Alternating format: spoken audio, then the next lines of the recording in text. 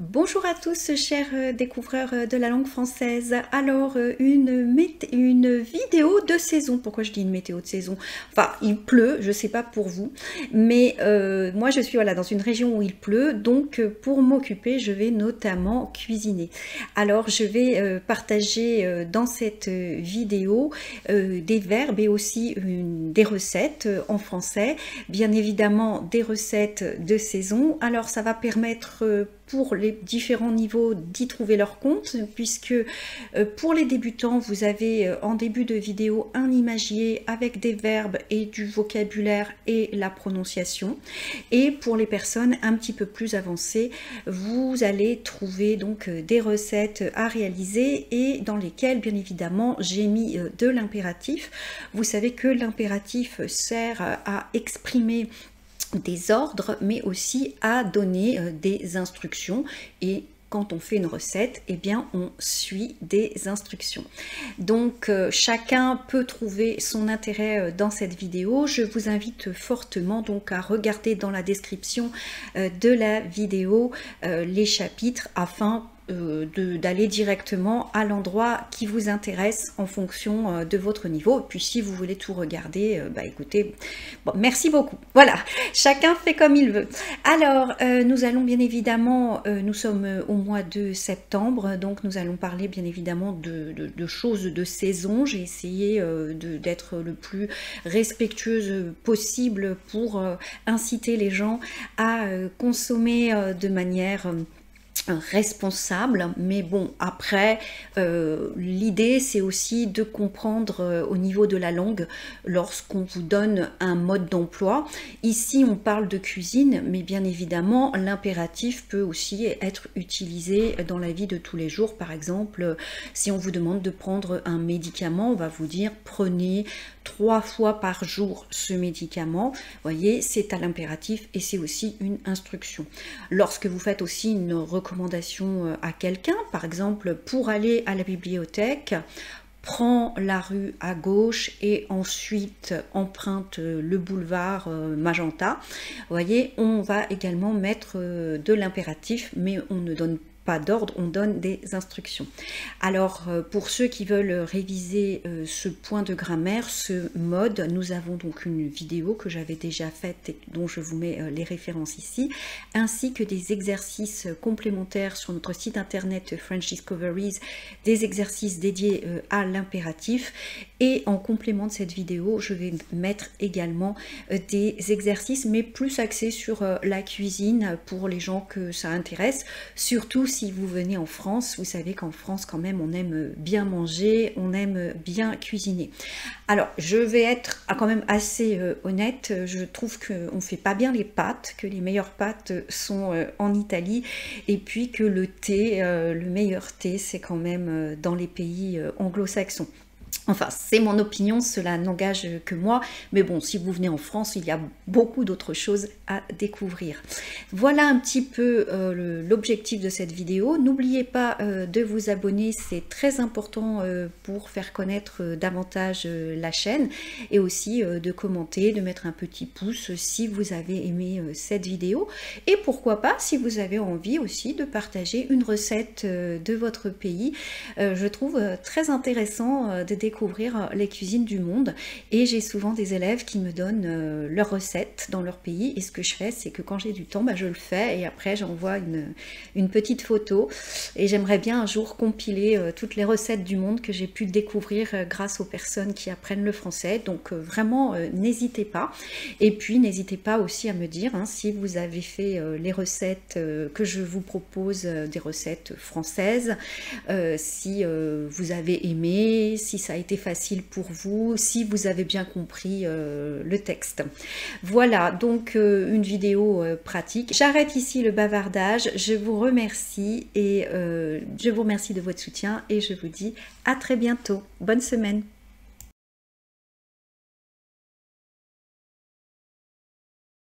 Regardez les images, essayez de deviner les verbes et mettez sur stop si besoin.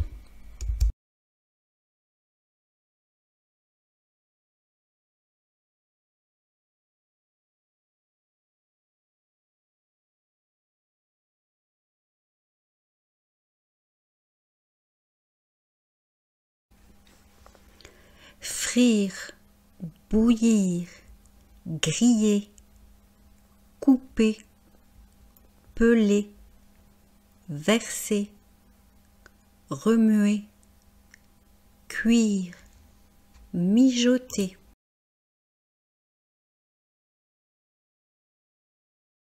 Le verbe frire, le nom au pluriel frite, l'adjectif frit qui peut faire également frite au féminin et friture qui est donc un nom.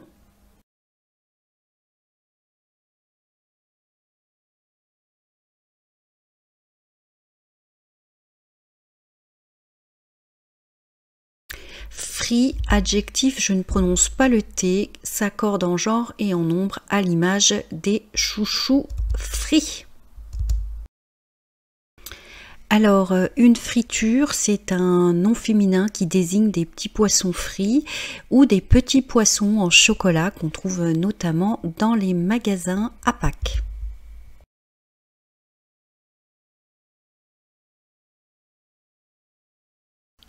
Bouillir, faire bouillir, bouilli, bouilloire, bouillon.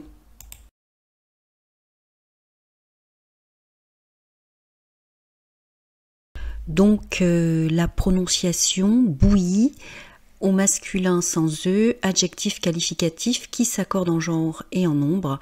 Exemple comme sur cette image des pommes de terre bouillies.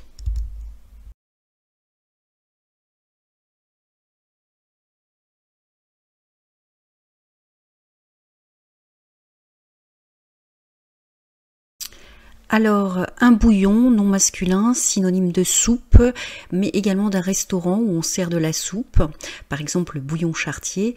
C'est aussi utilisé parfois de manière abstraite. Un bouillon de culture, ça signifie un lieu où prolifèrent les microbes. Voilà, rien à voir avec la restauration.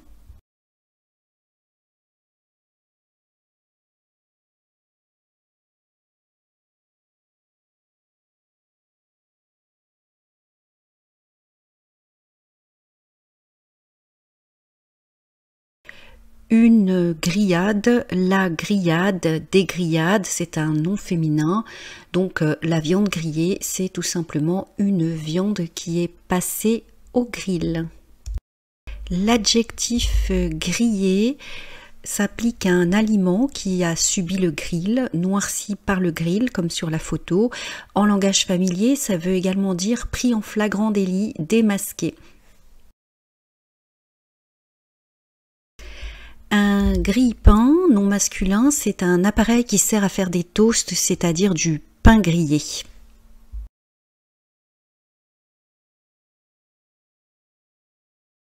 Couper, coupe, couper, coupure.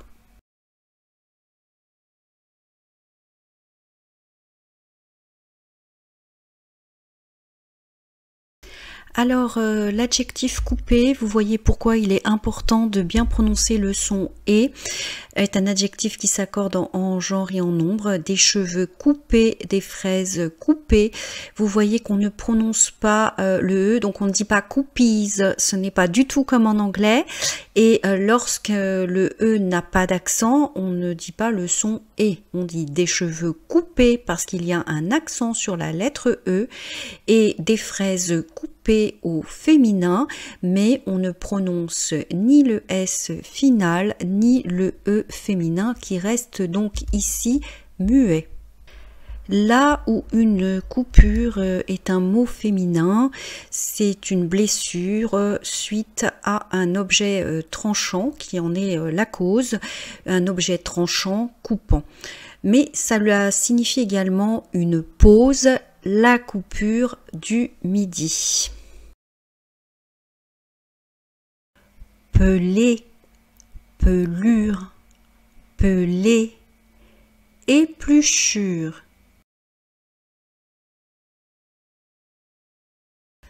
La pelure, c'est la peau d'un fruit, mais en langage familier signifie un manteau. Peler est un adjectif qualificatif qui signifie éplucher, s'accorde en genre et en nombre, une orange pelée. 2 pelés, 3 tondus est une expression qui signifie que peu de gens étaient présents à un événement. L'épluchure, une épluchure, on dit souvent aussi des parures, rien à voir avec les bijoux. Peau des fruits et légumes, souvent sous forme de morceaux bouts, parfois réutilisés pour faire de la soupe.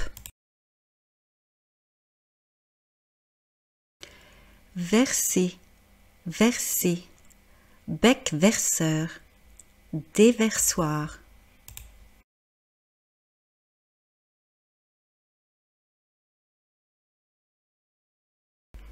Verser, adjectif qualificatif qui s'accorde en genre et en nombre, signifie qu'il coule d'un récipient.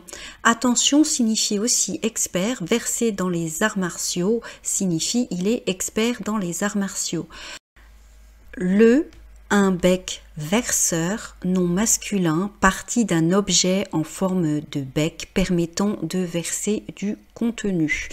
L'image du milieu est également appelée pelle. Vous voyez, une pelle à sucre, une pelle à cristaux. Et l'objet qui sert également à faire la cuisine s'appelle également un verre mesureur ou un verre gradué et il comporte un bec verseur afin de permettre l'écoulement des liquides, tout comme la cafetière comporte un bec verseur, c'est indiqué par la flèche rouge. Le déversoir, un déversoir, espace par lequel s'écoule le surplus d'un canal ou d'un barrage. Vous risquez de ne pas souvent utiliser ce mot, sauf pour vous plaindre lorsqu'on dit « je ne suis pas le déversoir de tes angoisses », signifie que vous n'êtes pas là pour supporter le surplus des émotions toxiques d'une autre personne. Remuer, remuer, remous.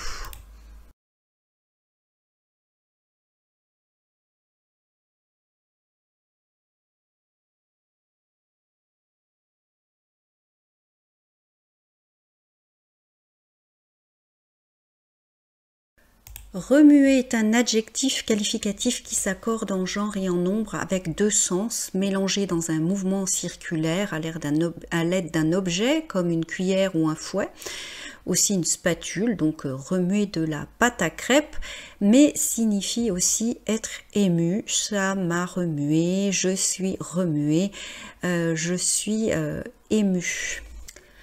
Le remous, un remous, des remous, hein, on utilise souvent au pluriel.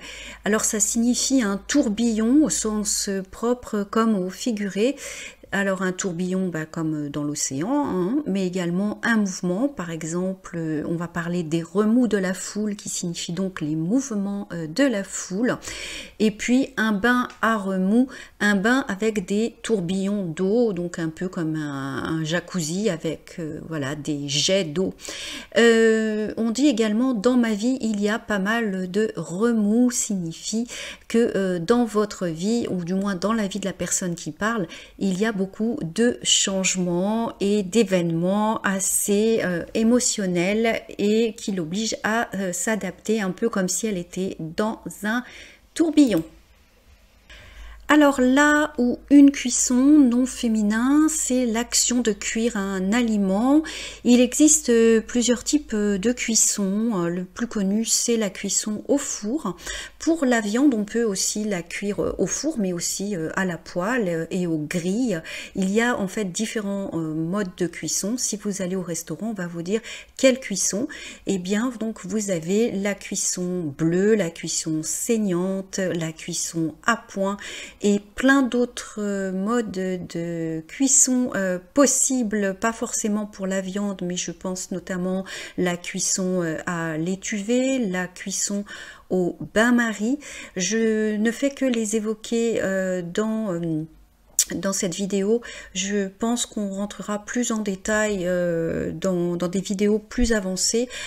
Pour information, la cuisson au bain-marie, par exemple, quand vous faites fondre du chocolat, la cuisson se fait dans un récipient posé dans une casserole d'eau chaude.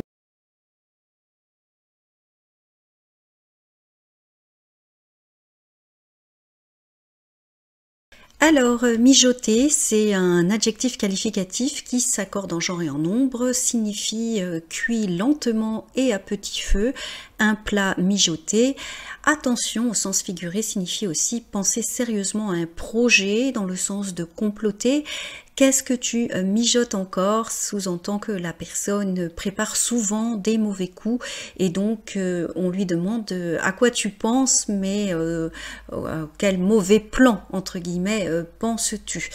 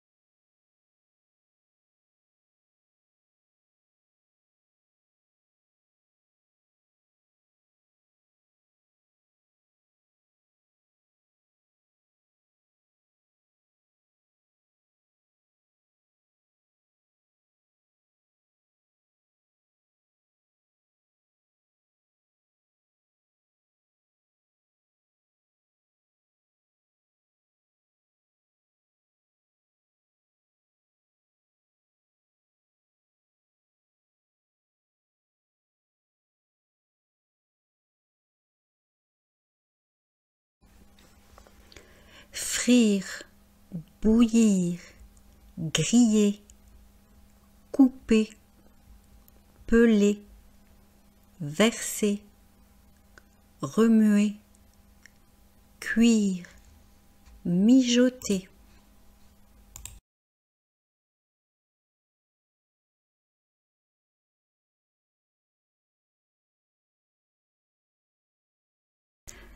Une banane, un café, un camembert,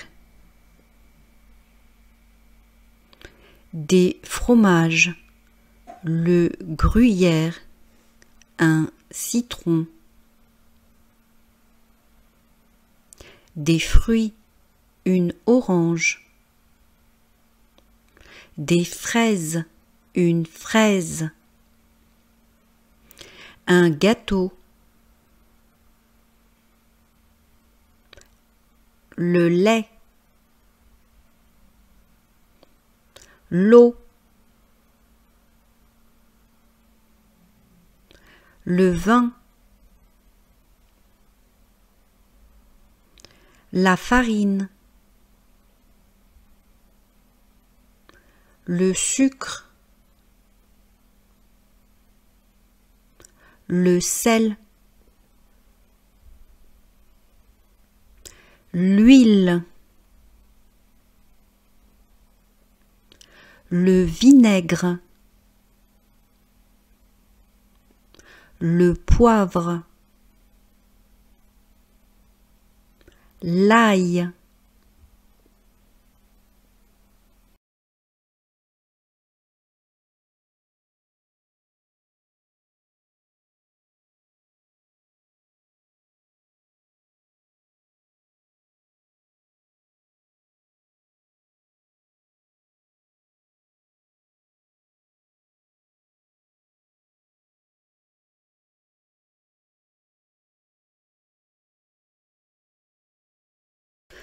Pour faire cette soupe jaune d'automne, voici l'étape 1, les ingrédients. Pour 4 personnes, préparation 25 minutes, cuisson 40 minutes, 4 œufs, un gros oignon, jaune de préférence, un blanc de poireau, 2 gousses d'ail, 2 pommes de terre, une petite boîte de maïs, quelques cubes de bouillon de légumes ou de bœuf, du poivre, 20 centilitres de crème fraîche, 2 cuillerées d'huile d'olive.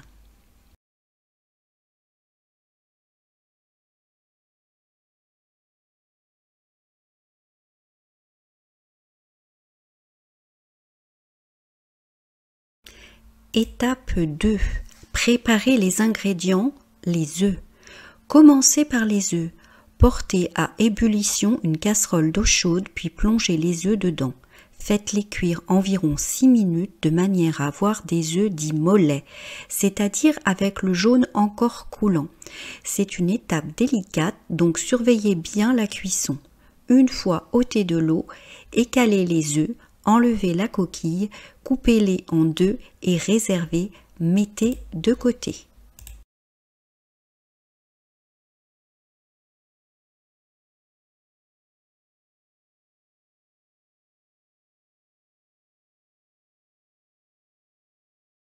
Étape 3. Préparez les ingrédients, le poireau, l'ail et les oignons.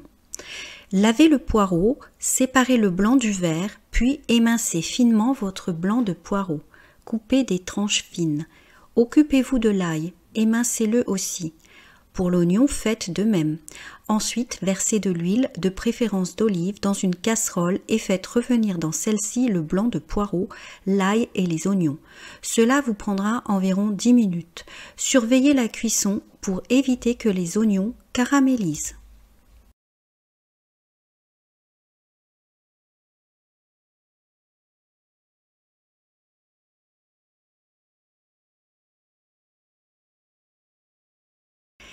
Étape 4. Préparez les ingrédients pommes de terre, maïs et bouillon de légumes ou de bœuf. Prenez une autre casserole dans laquelle vous ferez chauffer votre bouillon de légumes ou de bœuf. Coupez en petits morceaux les pommes de terre et ajoutez-les. Égouttez la boîte de maïs et versez le maïs dans la casserole. Laissez mijoter. Les pommes de terre doivent être bien cuites et fondantes car vous devrez ensuite les écraser à la fourchette.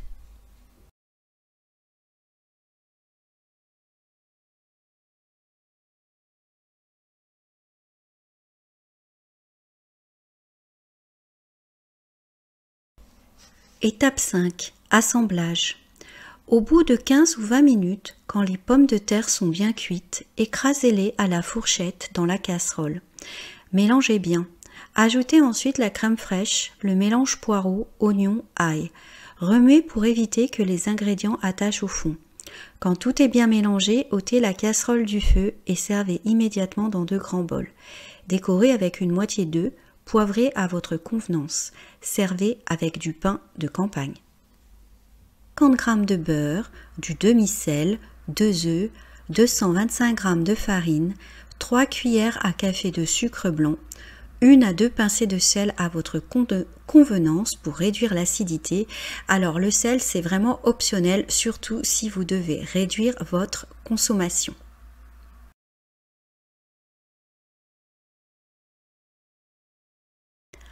Voici le corrigé, comme ça vous pourrez faire vos crêpes. Il faut 1. Faire fondre le beurre, donc à l'impératif faites fondre le beurre. 2. Dans un grand saladier, mélangez les ingrédients suivants: la farine, le sucre, le sel. 3. Formez un puits à la main. 4. Cassez les œufs un à un. Fouettez-les, puis versez-les dans le puits que vous avez formé précédemment.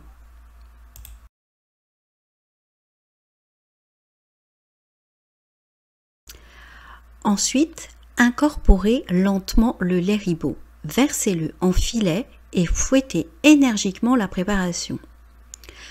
En étape 6, ajoutez le beurre fondu. Rendez la pâte homogène à l'aide d'un mixeur si nécessaire. Alors j'ai un peu mal prononcé. Rendez la pâte homogène à l'aide d'un mixeur si nécessaire. Puis beurrez une poêle, versez une louche de pâte. Surveillez la cuisson. 2 minutes par face. Et voilà, c'est doré, vous servez et vous dégustez.